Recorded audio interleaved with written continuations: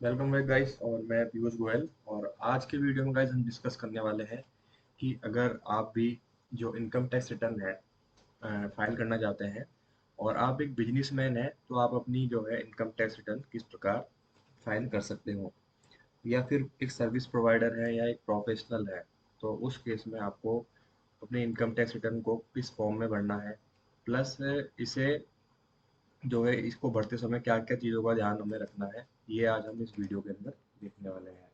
तो सबसे पहले गाइस आपको ITR 4 फॉर्म के बारे में समझना होगा कि ITR 4 जो फॉर्म है वो कौन भर सकता है और कौन नहीं भर सकता, क्योंकि गलत ITR जो है फिल करने पर भी क्या है, आपको इनकम टैक्स का जो है नोटिस यहाँ पर आ सकता है।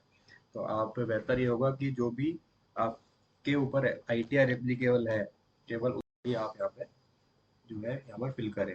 तो सबसे पहले जो ITR 4 है वो रेजिडेंट इंडिविजुअल और HUF दोनों यहाँ पर फिल कर सकते हैं, यानी यहाँ पर ये कंपनी और LLP हो गई या फिर जो है पार्टनरशिप फर्म हो गई, वो यहाँ पर फाइल नहीं कर सकते, केवल रेजिडेंट इंडिविजुअल्स और HUF फाइल कर सकते हैं।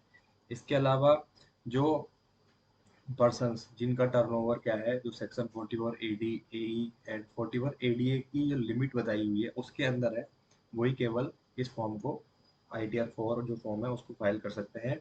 अदरवाइज उनको फॉर्म ITR 3 पर जाना होगा, क्योंकि इसमें लिमिट है कि आप सबको पता होगा जो लिमिट है 44 AD के अंदर 2 करोड़ है। और इसके अलावा जो 44 ADA के अंदर सर्विस प्रोवाइडर या प्रोफेशनल्स के लिए वो 50 लाख है, जिसको बढ़ाया अभी बढ़ाया है रिसेंटली गवर्नमेंट ने फाइनेंस एक्ट के अंदर। और इसके अलावा जो टोटल इनकम है ITR 4 के अंदर वो 50 लाख रुपए से जैसा कि मैंने आपका डिस्कस किया वो उससे ऊपर नहीं होनी चाहिए। इसके अलावा इनकम फ्रॉम हाउस प्रॉपर्टी, ठीक है, तो इनकम फ्रॉम हाउस प्रॉपर्टी यहाँ पर बिल्कुल रिपोर्ट कर सकते हैं। और इनकम फ्रॉम सैलरी और पर्सन सैलरी और पेंशन दोनों बिल्कुल यहाँ पर रिपोर्ट कर सकते हो। इसके अलावा अदर सोर्सेज से इनकम है वो भी यहाँ पर रिपोर्ट कर सकते हो। अब हम देखेंगे कि ITR 4 जो है कौन फाइल नहीं कर सकता। तो जिसका टर्नओवर जो लिमिट है सेक्शन 44 ADA या AE के अंदर उससे ज़्यादा अगर क्रॉस कर जाता है तो उस केस में वो नहीं करेगा, क्योंकि उनको proper books of account maintain करने होते हैं, ऑडिट कराना होता है, तो उसके लिए उन्हें फॉर्म ITR 3 फाइल करना होगा। इसके अलावा इनकम अर्न कर रहे हैं वो कैपिटल गेन से, तो उस केस के अंदर जो है ये ITR फाइल नहीं कर सकते।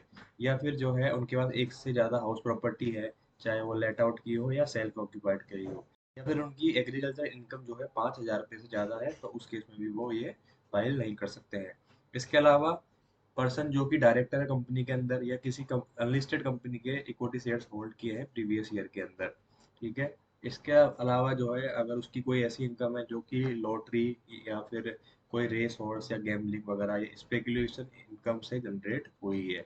इसके अलावा जो है एज अ पर्सन जो कि सेक्शन 90 है 91 इनके अंदर क्या है टैक्स पे करके आया है और वो रिलीफ क्लेम करना चाहता है, तो आप सबको पता होगा कि डबल टैक्सेशन जिनके होता है तो वो यहाँ पर क्लेम नहीं कर, ये जो ITR फाइल नहीं कर सकते। इसके अलावा जो है लॉस है उनका इनकम फ्रॉम अदर सोर्सेज से, तो भी इस केस में जो है ITR 4 फाइल कर सकते हैं। चलिए अब हम चलते हैं प्रैक्टिकली देखेंगे कि किस प्रकार से जो है ITR 4 फाइल कर सकते हैं। ये मैंने आपको बता दिया कौन कर सकता है कौन नहीं कर सकता। तो सबसे पहले आपको फाइल नाउ पे क्लिक करना है इनकम टैक्स में लॉगिन करके, और असेसमेंट ईयर 24-25 को सिलेक्ट करना है, ऑनलाइन मोड पे सेलेक्ट करके कंटिन्यू पे क्लिक करना है। इसके बाद क्लिक करना है स्टार्ट न्यू फाइलिंग पे। न्यू फाइलिंग पे क्लिक करने के बाद अपनी कैटेगरी को इंडिविजुअल सेलेक्ट करके करना है, और ITR जो फॉर्म है उसको सेलेक्ट करना है। प्रोसीड विथ ITR 4 पे क्लिक करना है और आगे बढ़ना है। अब यहाँ पे लेट्स गेट स्टार्टेड पे क्लिक करना है, और जो भी अपना पर्पस है ITR भरने का कि आपकी इनकम जो है बेसिक एग्जाम्पशन लिमिट से ज़्यादा है या फिर कोई अदर रीजन है, तो वो आप यहाँ पे सेलेक्ट कर सकते हो। कंटिन्यू पे क्लिक करना है। सबसे पहले अपनी पर्सनल इन्फॉर्मेशन को वेरीफाई करना है, उसके बाद एक अपना बैंक अकाउंट यहाँ पे देना होगा, और बैंक अकाउंट वेरीफाइड होना चाहिए जिससे कि आपका वो रिफंड हो तो वो प्रॉपर तरीके से यहाँ पे आपके बैंक अकाउंट में आ जाए। इसके अलावा नेचर ऑफ एम्प्लॉयमेंट जो है, जो भी आप जिसमें फॉलो करते हैं वो आपको सेलेक्ट करना होगा। इसके अलावा ये रिटर्न आप सबको ही पता है कि ये ओरिजिनल रिटर्न है, तो ओरिजिनल रिटर्न 139(1) के अंदर होती है, ठीक है गाइस। इसके अलावा जो है इसके अलावा आप जो है न्यू टैक्स रिजीम में बने रहना चाहते हैं या फिर ओल्ड टैक्स रिजीम में बने रहना चाहते हैं, तो इस तरीके से आपको यहाँ पे क्या है बताना पड़ेगा।